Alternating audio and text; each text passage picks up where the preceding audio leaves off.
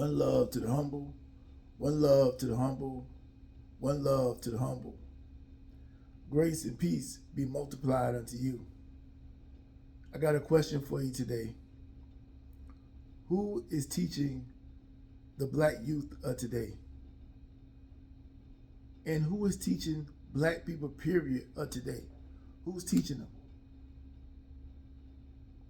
Where they getting their knowledge from? Where they getting their information from? Where are they getting it from? I don't see anybody out here that's teaching them anything. I see a bunch of people that's misguiding them and misleading them. But who's teaching them? Who's teaching the majority? Where the majority getting their information from? Where are they getting it from? Because when you look around and you hear some of the things people are saying, it makes you wonder. It makes you wonder where they get it from. And it's scary to see. Because what's happening is, every so often, every so many years, information get lost. There's always a disconnect. It seemed like after 2000, the disconnect got heavy. Most of the things that we was doing prior to the 2000s, it's like not even a thing no more. They kind of like separated us from that. Like the older people are disappointed in the younger generation, much more disappointed than our parents were with us, because they're doing some things today that's really out there. I gotta say that. But where they getting the information from? They say they woke. See, once woke became a political statement, it ain't woke no more. See, we used to say it back in the 90s, like, yo, he woke, man. That was like a good thing to be considered woke, or considered knowing what's up, or trying to tell somebody else to become woke. But now it's political. It ain't nothing to it no more. It's nothing there anymore. But people think that something like a Kendrick Lamar performance at a Super Bowl is somehow woke. People telling me that I need to wake up because there wasn't no message there. There wasn't no message. Come on, man. We got to stop this. And I know, I get it. Everybody want their thing. Every generation want to have that thing to say, this is my thing. But we just can't be just handing it out without nobody doing the work. Come on. Look, man, look. Kendrick Lamar is good at what he do. He's not one of those type of guys, man, that just dropping knowledge in songs. The people that's doing, people that's really putting it down in the music, as far as messages and things like that, they're never gonna be on a Super Bowl stage. They'll never touch foot on a Super Bowl stage. And then I got people telling me about it was the symbolism and all that kind of stuff. Are we not tired of symbolism? What good is symbolism gonna do? What does it mean to have symbolism? It means nothing.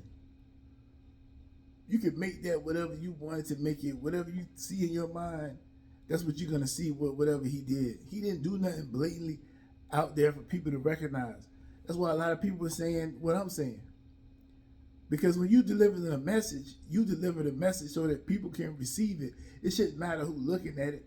They should be able to understand the message right away. That's what a message is for. It's for people to understand. And if you're just supposedly telling black people this message, what message are you giving black people today that they don't already know? Black people are not stupid. Black people already know everything they need to know about what they need to do. But they're not going to do it. So this whole message thing, like you get, like it was some top secret information that was put out that ain't already been said before or done before. And it's been done many, many times, but black people just don't get it. Black people are not interested in what people think they are. They're not interested in what they show outrage in. They'll get up and jump on the bandwagon of an opportunity to pretend like they're in the civil rights era, or to pretend like they're a Black Panther, or to pretend like they doing some serious movement like they was doing back then. But they're not.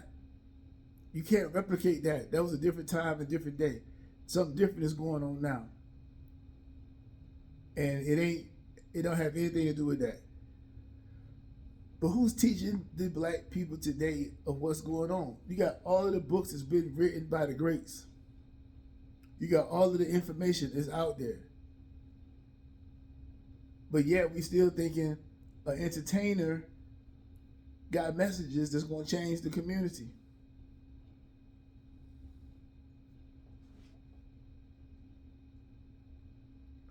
I'm going to tell you where it's happened.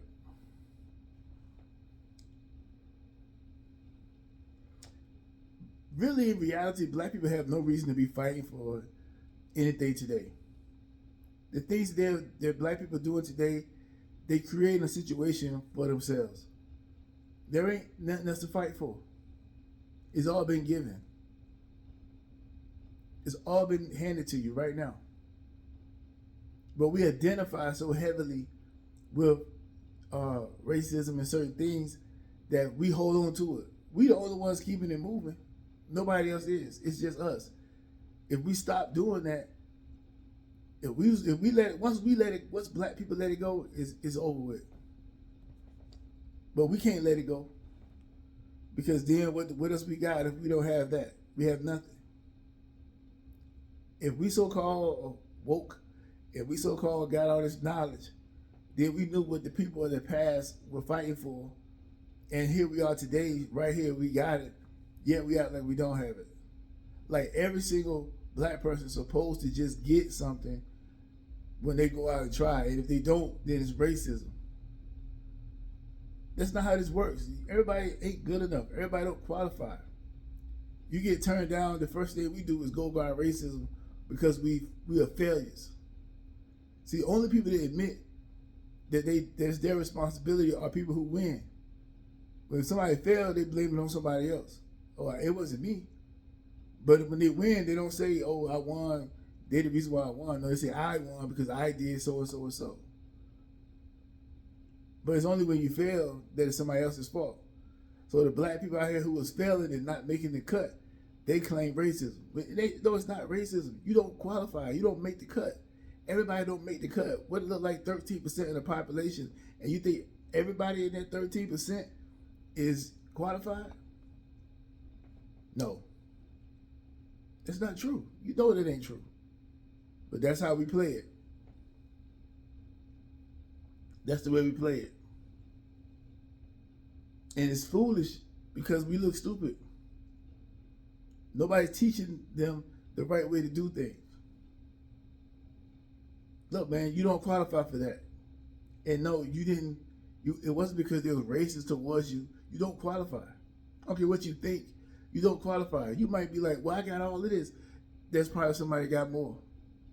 Most likely there is. There's always somebody with more. But we think, we've been spoiled, we've been shown, we've been made to be entitled, so we don't really get it.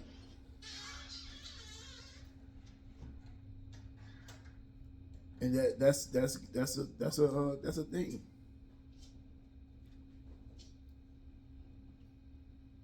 It's a huge thing, and it puts you in a position that kind of ruins the situation. It puts you in a bad position overall. You don't qualify. You don't supposed to get everything, and nobody's teaching this. We thinking we've been spoiled and we've been shown too much entitlement. We've been given too much. We become entitled, and we think we can't do no wrong because anybody say anything to us, we're racist. If a Black person say something to another Black person, that person, Uncle Tom, a sellout or whatever. That's a defense mechanism for protection against being accountable for your actions. And if a white person say something, or any other race, that they are racist. See, all these mechanisms being put in place to keep Black people from having to face the reality of themselves. Well, if nobody else is going to teach it, then I am. I'm going to tell you right here in this video. I'm telling you what it is. This is what it is. We've been protected for so long that we forgot, we lost touch of reality, and we think we just the greatest thing ever. We've created everything. There's everything on this earth. We created it. All the music, we created all the songs. We created all the hairstyles. We created all the clothes. We created everything. If that ain't a problem, then we don't have no problems. That ain't a problem. You got black people thinking they created everything. Now, think about how stupid that looks. If you think you created everything, but yet we at the bottom of everything of importance. When it comes to marriage, we're at the bottom. When it comes to relationships, we're at the bottom. I mean, we have marriage relationships. When it comes to children born out of wedlock, we at the bottom. What I mean by at the bottom is we lead the way in a negative way. Come to incarceration, we lead the way. Now, all of those things right there, all the negative things that we lead the way in, when you bring it up, they're going to say it's white people's fault. White people not committing the crimes. That person who's locked up, they committed that crime. Are there innocent people in jail? Yes, there are. But we know majority of people is behind them walls. They did something to get there.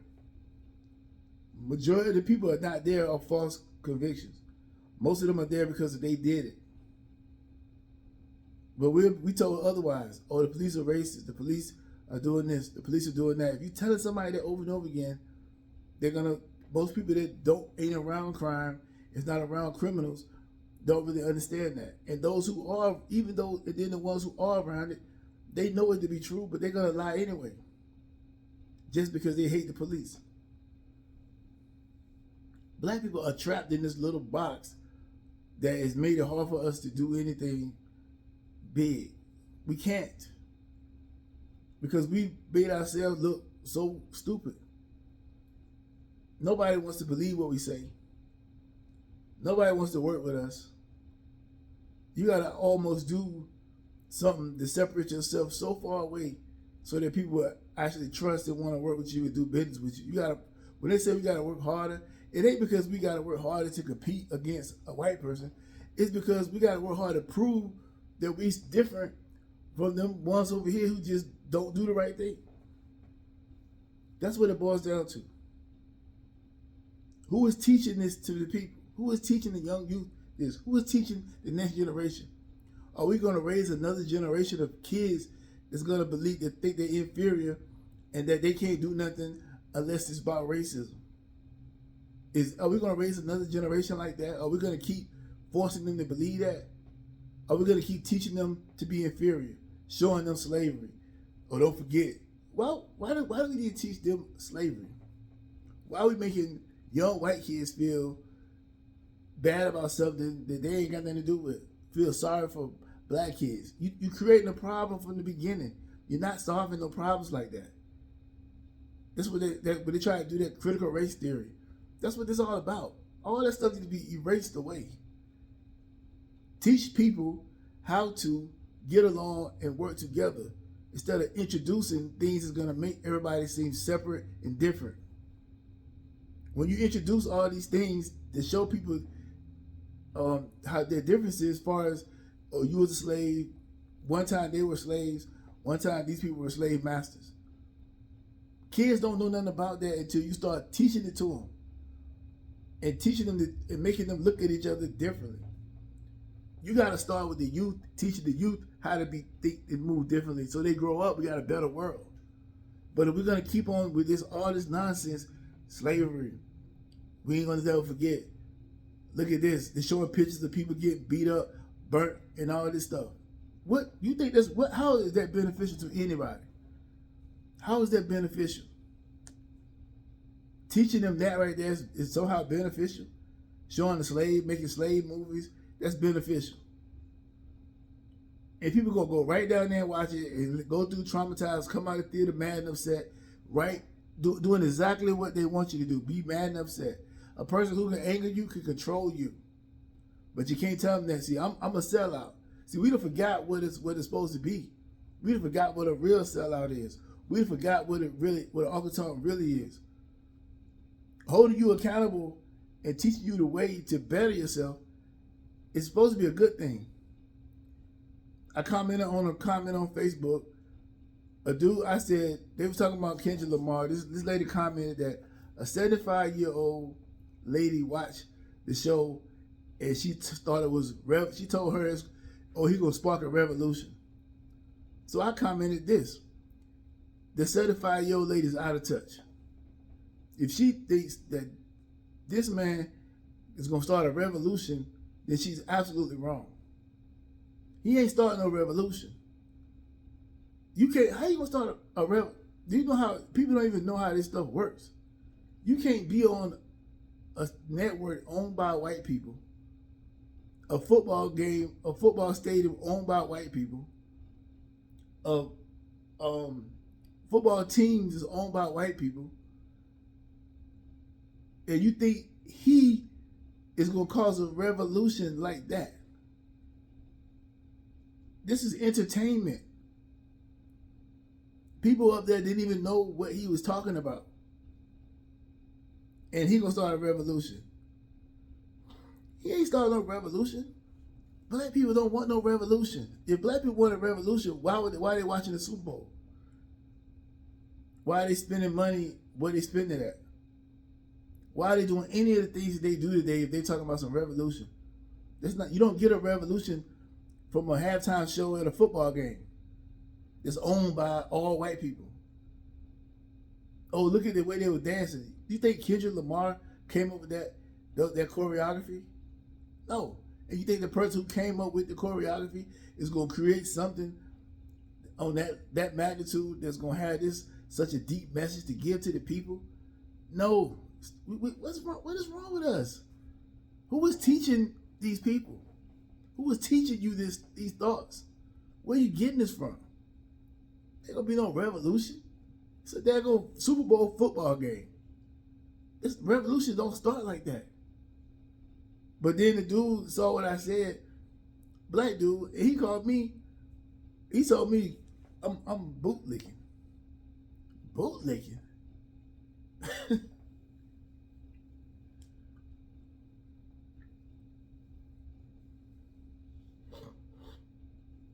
Yo, black people.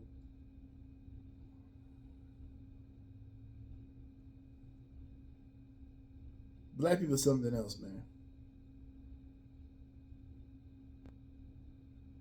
I'm not really necessarily mad. It's just like, yo,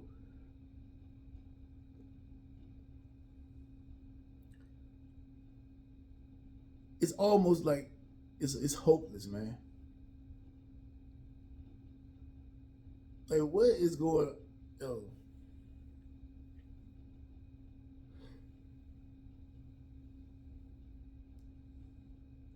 who is teaching these people? Who is teaching the youth?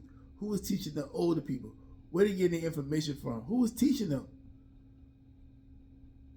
Because somebody like me, it's hard to reach. It's hard to reach them. Because we got to go through all this negativity first before we can get, if we ever get to anything positive, we got to fight first to break through all the nonsense so we can start talking like human beings. We got to go through all of that first.